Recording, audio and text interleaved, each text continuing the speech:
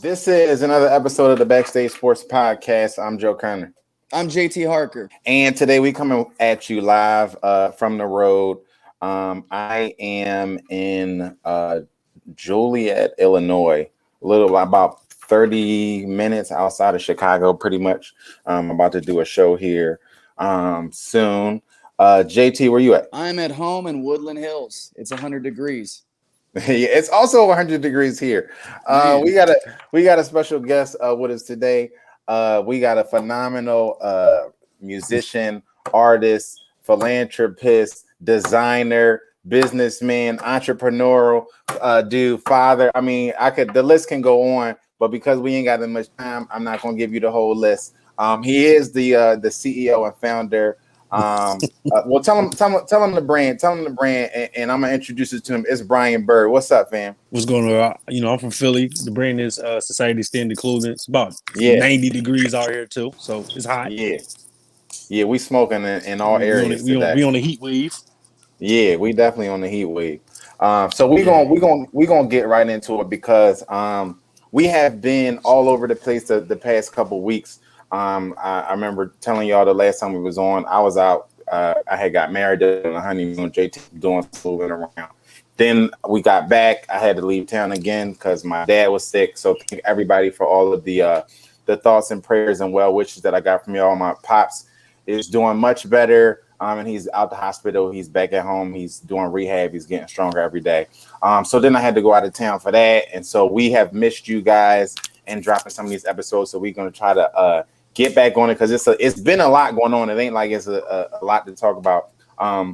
So we're gonna hit as much as we can today, and then try to link it back up with you guys while we're on the road and while we're moving and shaking in the coming weeks to keep up with NBA offseason. That's been nuts. NFL offseason is also been crazy. So it's definitely a lot to get into. We're gonna hit you with some NFL stuff soon, but first we're gonna jump in straight into this in the NBA free agency.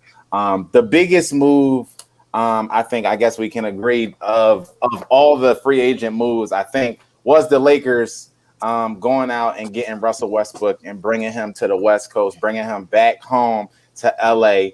So amongst other moves that they made, so we're gonna get into them other moves. But what was your first impression, your first thought when you saw the news come down, when you got the ESPN notification that Russ Brody Westbrook was in La La Land with Brown? Well, I'll start. It's exciting news. My first thought was this could be a huge move, or it could just be a strong move. It's not a bad move. He's obviously on the older side and on the downside of his career, but he's still capable of putting up numbers. He's still capable of D'ing up really well like he always has, and he's still got a lot of athleticism. And now he's playing with Bron, where he doesn't have to kind of be the main one or two dogs now because he's got Anthony Davis there. So it's a really good move. I think they need some other moves to really be set for this coming season, but I think it's a strong one. I like the Brody move. Well, first I love Buddy. I thought we was gonna give Buddy, so I'm like, bet Buddy's a shooter. Yeah, that's Brody gonna help Bron in the, let's say, the long run. Like Buddy is not a playmaker. He's just a shooter. Russ is a playmaker, so he's gonna help. Yeah, he might give Bron another 2 years added on his career if things work out. I like the move. I think Russ is going to surprise a lot of people when he play with Bron. I think their friendship will make the game easier for him. I don't think he was friends with those other guys. Yeah, I think his personal friendship with Bron will make the game better. You know what I'm saying? Yeah, I hear that. So getting into the Buddy Hield thing, right? So I like the Russ move. I was shocked when I heard it. I wasn't expecting it. We had heard little rumblings about it a while ago, but I didn't really think it was going to happen. So I was surprised when they got it because I was excited for one because if you watch the Lakers last year, one of the biggest issues that they had was when LeBron goes off the court, what happened? They go straight into the shitter. It seems like everybody's running around with like a chicken with their head cut off. And they didn't have what did we say a lot last year? They need a playmaker. They need more playmakers. They need somebody else that can carry the load when LeBron is off the floor, especially with AD being so gimpy like he was. And so to me, Russell Westbrook is like literally the perfect thing for that. You know what I mean? Like you couldn't have drew it up better to have somebody like Russ come in and be also keep the pace so he can go 100 miles per hour all game.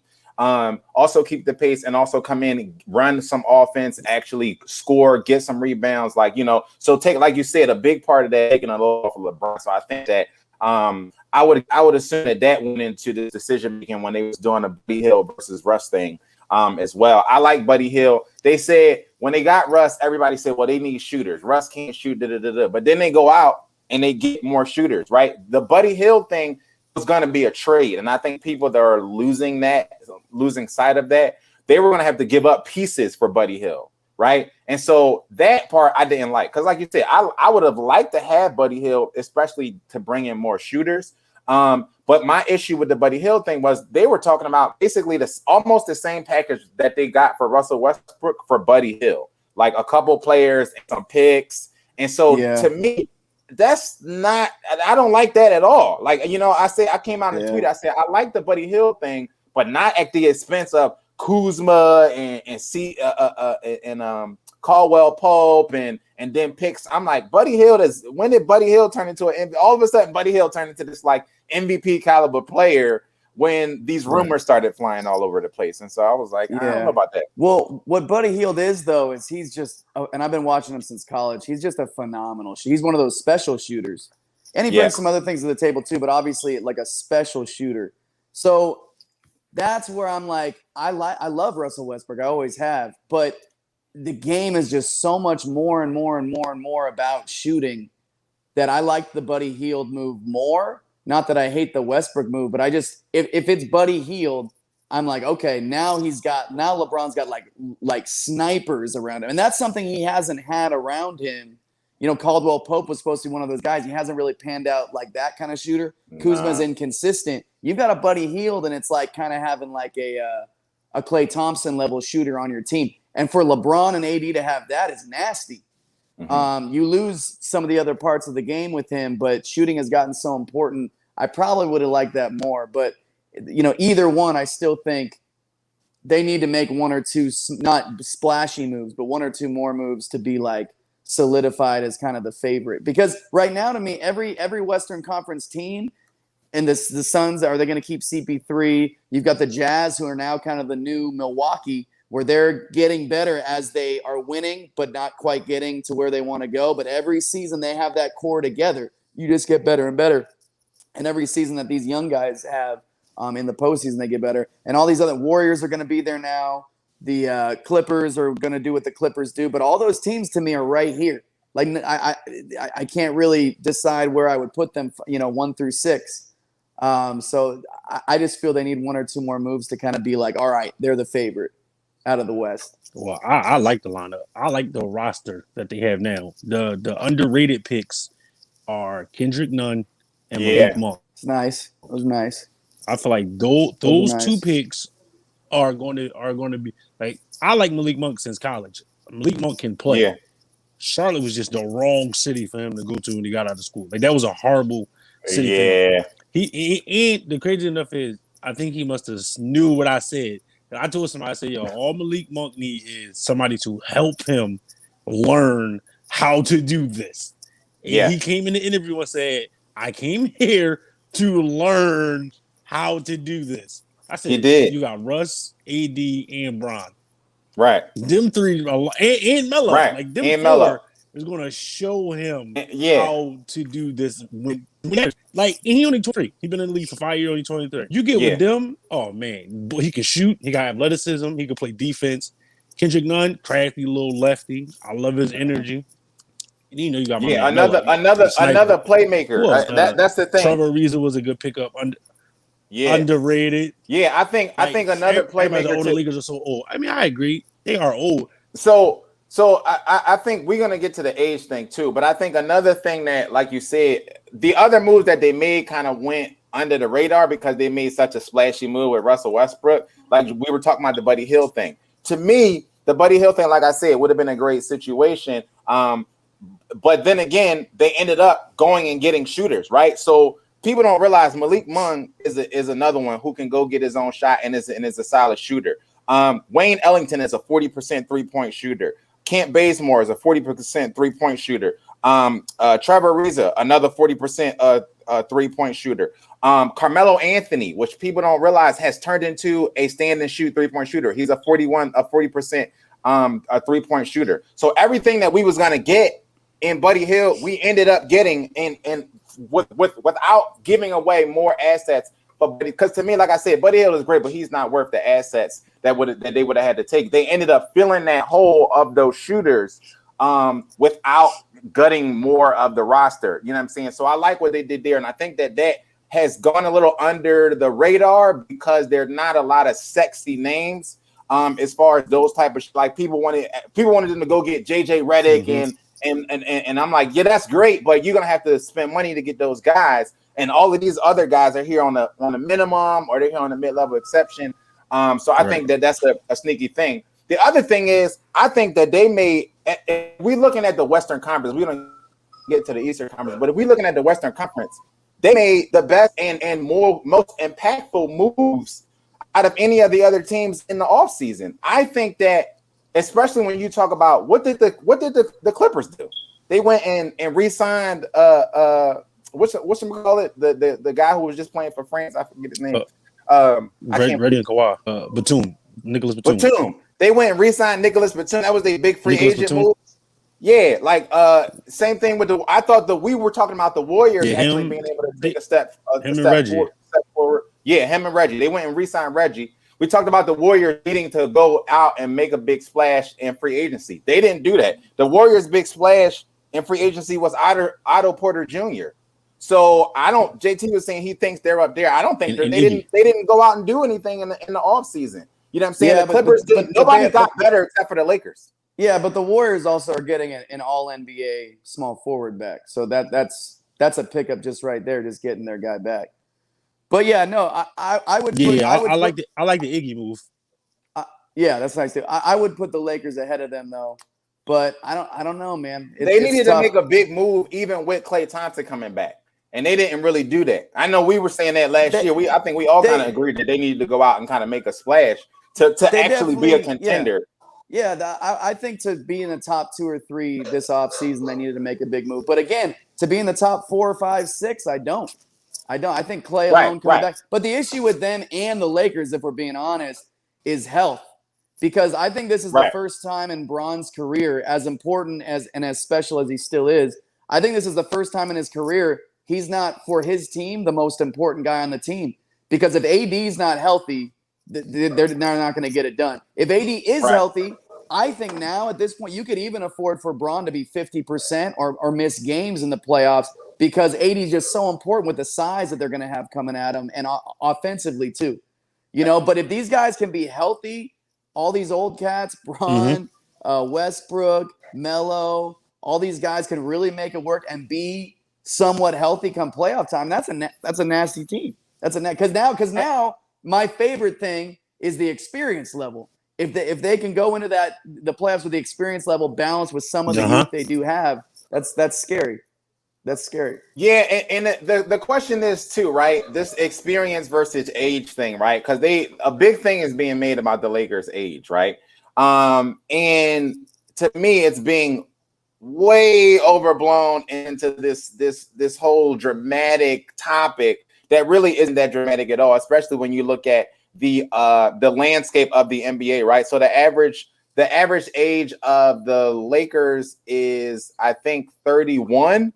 The average age for the Nets is 30, right? So, but nobody's calling the Nets old. You know what I'm saying? The Nets have almost the same kind of structure as far as their roster, where they got a bunch of veteran guys, some guys that's ring chasing. They got some guys that's made of glass. We talk about Anthony Davis. Well, Kyrie Irving has yet to finish the season and be healthy.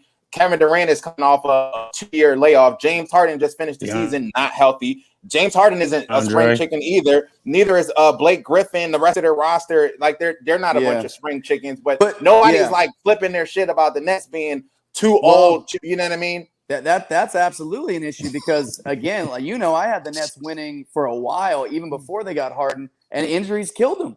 Yeah, Injuries completely killed. Milwaukee just won a championship. Tell me that wouldn't have been the Nets if they were healthy. They had those guys healthy. The Milwaukee couldn't fight. That's a big deal. And those are two teams that their age. But the Lakers people are talking about their age because a lot of those key guys are older, but they also have some young guys, so it kind of balances it out. And that's the question: can your key guys be healthy? Because obviously they've got some really young dudes that balances that team out. But like we were just talking about, the Nets had that same issue. Yeah, same thing. It's the same issue. You know what I mean? And so I think everybody is so focused in on the late, especially with the older guys, right? So the older guys on the Laker roster, you talking about Carmelo Anthony, you talking about Dwight Howard. Those guys is not the guys that's going to be playing 48 minutes a night. That's not going. Right. And people have to start talking about the Nets like that because they just showed it. It just manifested itself like less than 6 months ago. And everyone already knows that Blake is definitely over the hill and not what he used to be. He's still a good player, but we already know where he's at. And they've got DeAndre Jordan. They've got all these other guys. So it's obvious now. I mean, they should have won a championship, and now they've got to go for it again with two guys that were not healthy at the end of the year, and then they're even the Clippers. Them too. Kawhi is good. Kawhi, as good as he is a glass slipper. PG is fragile. Them dudes ain't like they honestly should have won if Kawhi stayed healthy. Yeah. And Kawhi get hurt. Everybody gets hurt. I'm going to tell you the scare. I feel like it's all about your diet and your training. All that leads up. This is a big thing for me right now, and I don't know if I'd go into the season with them as my favorite, but they'd probably be my number 2. Man, now that Giannis has figured it out and had the taste of a championship and has been there, and now has other guys that he did it with, that he really went through this whole process with getting there, and then Holiday now. I think I just think they're going to be the most dangerous team in the league now because now he just experienced what Bron experienced back in the day and Kobe and all these guys like, oh, this is what it takes to win a championship. And even though it was a Hunger Games season, it's still a championship and they were still there. So now that they've had that feeling and they know what it takes to get it done, we might be seeing, and he was playing on another level too. We might be seeing just a complete takeover. Milwaukee might be going on a real run. It's funny that you bring up Milwaukee because one of the other offseason teams that I think did really well in the offseason that I don't think people are talking about enough is the Miami Heat. And I would disagree with you on Milwaukee because I think that Miami is actually built to come out of the East. Miami is built to the way that Miami made these offseason moves. If these moves come together like I think they will, I think Miami I will put them ahead of Milwaukee. I will put them ahead of Philly even. And unless Philly pulls off a move that I think that we've been hearing rumors about, I will put them up there to compete with the Nets over Milwaukee. If I had to pick them in a series, they go out, they get Kyle Lowry, they got Markieff Morris, they got Bam, they got Jimmy, Tyler Hero. They re-signed him back. Victor Oladipo supposed to be coming back healthy this year. PJ Tucker, they went up and grabbed PJ Tucker. Like, I think they made a lot of great moves to put them in position to be at the top of the East this year. And I think people are not really talking about Miami. Those are dog moves too. Like, they got some real dogs. And Tyler Hero, I was real disappointed with this season. So he needs to step it up. But they got those are some real nice signings. And I thought they underachieved last year. I thought they were going to have a better season. So you're right. They could be poised to like really make a move this year. And they are the type of team. I mean, we already know they are the type of team that could beat a Milwaukee or even a Brooklyn. 100%. And youth is part of that. Their youth is a big part of the reason. They signed Duncan too for 5 years, $90 million. Yeah, I think they got these shooters and they got the dogs. They got defense. They got dogs. They got experience. Yeah, they got that experience in Kyle. Which I think the effect that Chris Paul had on the Suns can be similar to the effect that Kyle Lowry can have on the Heat. True. So I'm interested in seeing how that plays out. Staying in the East though. Staying in the East, one of the rumors that we've been hearing is the Philadelphia 76ers looking to trade Ben Simmons. What do you guys think about that trade that you would do? What do you think about the trade from both teams' perspectives as well? Man, I think if you can get a Dame Lillard right now in his career, do pretty much whatever the fuck you have to do to get it. And if it's giving up Ben Simmons and even a couple other pieces, you do it. I mean, that he's unreal. If the Warriors could go get him right now for Andrew Wiggins, even I love Draymond, but even Draymond, everybody's Wiseman, up. Everybody is up for debate except for you go fucking get him. You just go get he's because he's that good, and he is a veteran enough guy in a modern NBA that can score from anywhere on the floor. He's got all the tools, all the ability. You got to get it. Yeah, I mean, yes, Philly. Are people? Tell me this, Joe. Mm-hmm. Are people saying no? We want to keep Ben Simmons and not get Dame Lillard because there's people are saying that. I've heard these soldiers. Hell no. These soldiers for Ben. No. Like I've heard people really like knock down every type of rumor that they've heard for Ben. Because they think Ben's potential has been coming for years, and they think his potential is still coming. Well, and I've heard people argue against everybody. On this topic, Joe, I forgot to put this on our notes for today, but this was all over ESPN and some other shows the other day. What do you think about Ben Simmons in Golden State? He don't have to shoot; he'll be perfect. Yeah, I think I did. I did hear about that. That's the best spot, right? Yeah, yeah.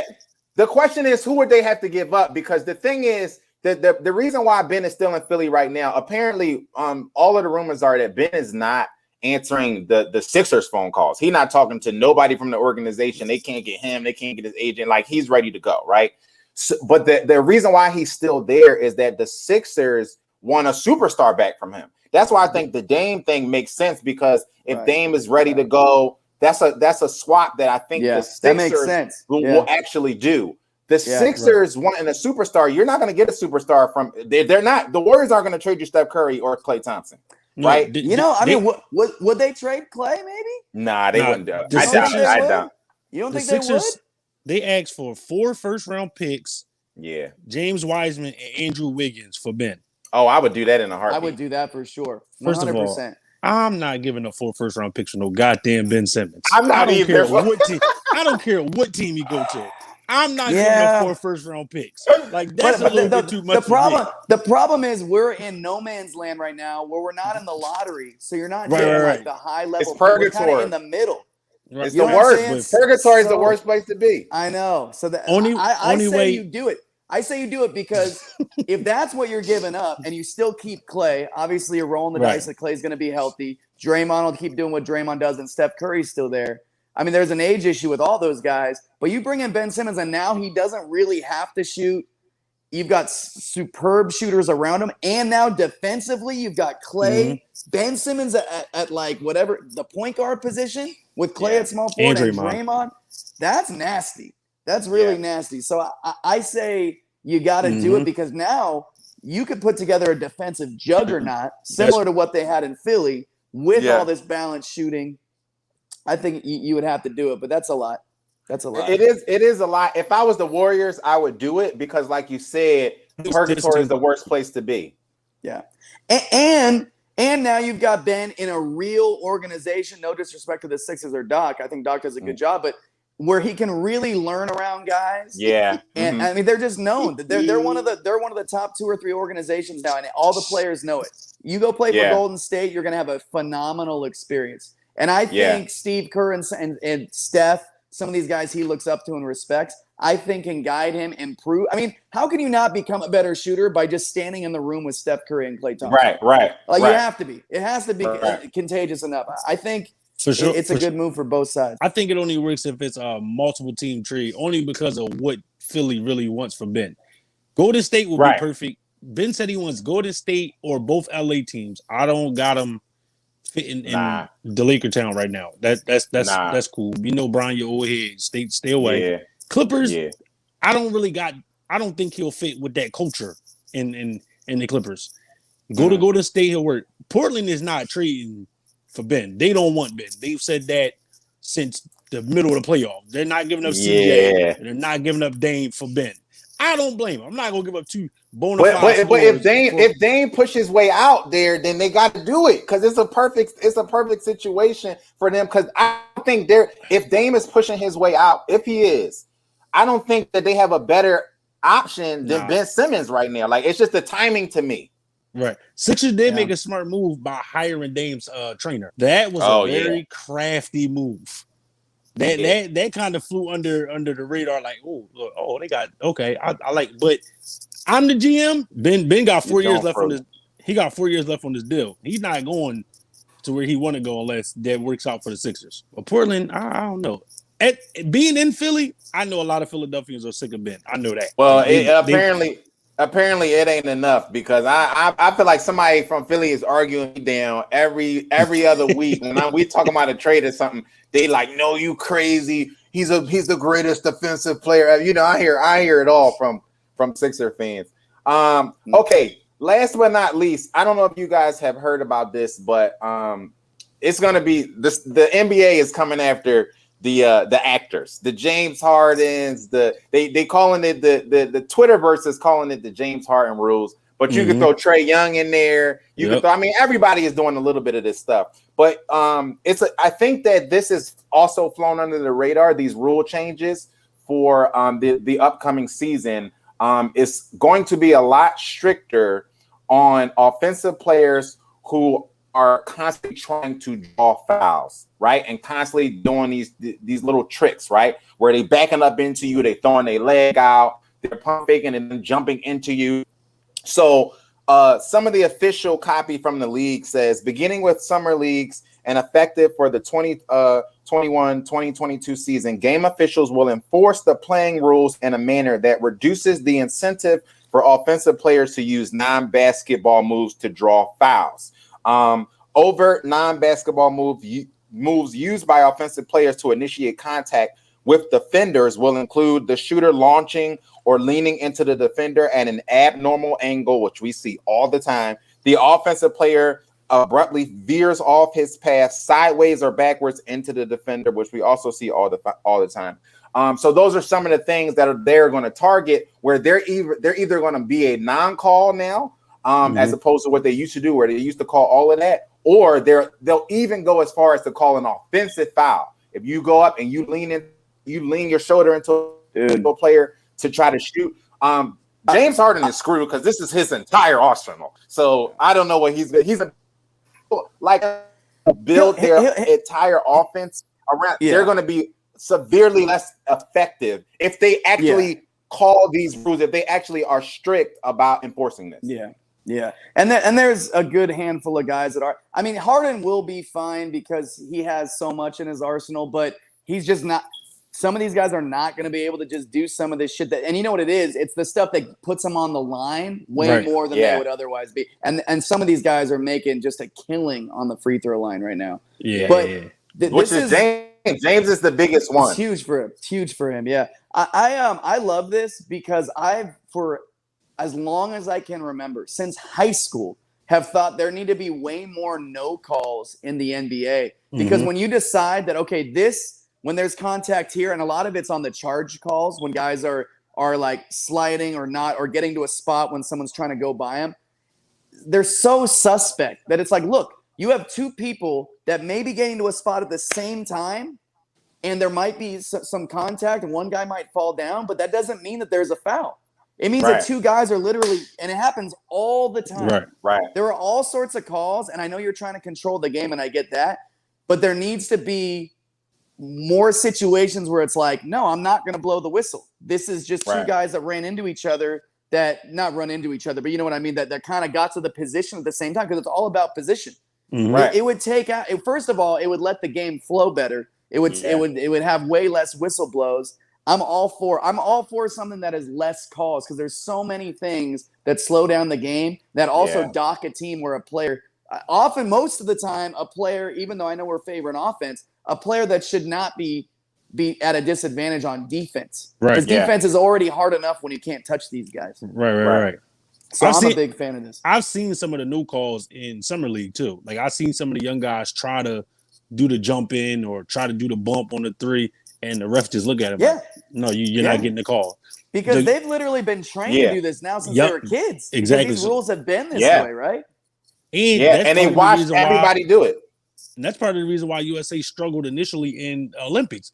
They're used to getting these stupid bump calls, and they weren't getting. Not the same game. Yeah. So now that you don't get these bumps, it's like, all right, I know I got to play through this. I like it. I'm sick of the if I back up and you jump 5 feet into me, now I got to get a foul. Yeah. I think that's ridiculous. Yeah. And James Harden shouldn't shoot 25 free throws a game No, it's getting crazy. into me. That's a lot. It's That's a getting lot. crazy. And like we said, everybody in the NBA has gravitated towards these little moves because they see it's winning. Mm-hmm. They see that if I'm dribbling and you're behind me and I stop, I pull up, they're gonna call that foul. I'm going to the line, right? If I lean into you on a three, they're gonna call it. So, but the thing is, some of these guys are benefiting way more than the rest. James Harden is he shoots the most free throws. He's a huge percentage. He's mastered it. So it's going to be interesting to see how it affects his game and how it affects what he does on the offensive side. Because so much of his game is to the 3 line or trying to get. He's lost playoff series trying to get fouled. The one series where he had an opportunity to hit a 3 at the end, and instead of trying to hit the 3, he tried to lean in and get fouled. He was trying to draw contact instead of trying to make the shot, and they ended up losing the game. So it'll be interesting to see how this affects guys like Trae Young, guys like James Harden, even Steph Curry has a lot of those little trick things in his game. And it's going to be interesting to see how they enforce it. How much are they going to actually enforce these things? Because this is going to change the game. That's the key because some of these things, they're going to be really hard to figure out because like you say, when you're stopping, when a guy's running, well, I'm allowed to stop. If I dribble in front of you and I feel like stopping and pulling up, I am allowed to do that. Right. You know, go, the sideways stuff I think is the more obvious, but it's going to be because the new rules, it's a whole nother thing to argue about. Can I stop in front of the guy? Did I stop too fast? Did I back into him or did I just stop? You know what I mean? Yes. I think the thing there, the nuance there is going to be unnatural. Some of the the wording, it was unnatural movements. We know what a natural basketball move is. If you've been playing, you could just been playing on the street all your life. You know what's a natural, and some of these things are clearly unnatural. When I stop and then lean back, nobody stops and then leads the opposite way of the basket. You know what I mean? After your momentum was taking you forward, if anything, you're going to lean up. So I think it's going to be on the ref to make these little nuanced things on what's natural, what's not. It is because and I just thought of this. If I'm driving, and I used to do this all the time, I would jump up, but also kind of back because it'll still look like they ran into you because they're moving faster than you. But if I do that and a big guy's right in front of me, I could be like, well, I went in front of him, but I had to fade away for this big guy that's coming to block my shot. Even though this guy might be, you know what I'm saying? Those are going to be the ones that are going to be, those are going to be tough. Those are going to be tough playoff calls, right? Yeah. It's gonna be fun to watch in the next coming season to see, like, because this I think is be a much bigger deal than I think people are talking about. Brian Byrd, thank you so much for joining the show today. Tell the people where they can support and follow anything that you got going on. You can find me in Philly. You can find my brand at societystandardclothing.com. I'm on Instagram at SSC _NASA. I think that's my name. If it comes down to it all, Lakers are 6 and Eagles will surprise everybody this year, and we will make the playoffs. Yeah, we got to talk about that. We're gonna hit y'all with an NFL segment coming very soon because there's a lot of things heating up in the NFL. I'm at Joe Connor 33 on everything. Like and subscribe to this Backstage Sports on YouTube. Even if you don't really watch on YouTube, it helps us go in. Just hit the subscribe button. Follow us on all of the audio podcast streaming platforms, whether you listen to Spotify or iHeartRadio or whatever. Give us a follow on there. Out on the Tiger Blood 2 tour right now. Go check it's on my social media page. Go check either my social media page or otherwise.com for ticket sales and info on where we're going to be. We're coming a little bit closer. I'm not coming home yet. People keep asking me, when you coming to New York, when you come to Philly? Not yet. It's in the works, but we coming a little bit closer to the East Coast this run. We'll be in Pittsburgh. We'll be in PA. We'll be in Altoona. So we'll be, adjacent, Philly adjacent, but we won't necessarily be there. But go check out. There's still some tickets left for some of those East Coast days. So go check them out and come say what's up. Yeah, for sure. JT Harker for everything at JT Harker. New single TYX, Thank Your Ex, is coming out September 3rd.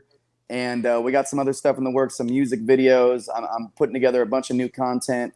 and some new shows. We're back at Moonshine Flats and Moonshine Beach. Yeah. For the first time in 3 years. I think it's almost been 3 years, Joe. Yeah, man. It's crazy. It's crazy. I slipped in there, so we'll see how that goes. But I'm really excited. Oh, and I'm not supposed to announce it yet, but I got merch coming. And I got more than merch coming, but I don't want to say too much yet. Yeah. So you guys stay tuned for that. Thank you guys so much for watching and listening. Until next time, this has been another episode of the Backstage Sports Podcast. Be safe and be great. Peace.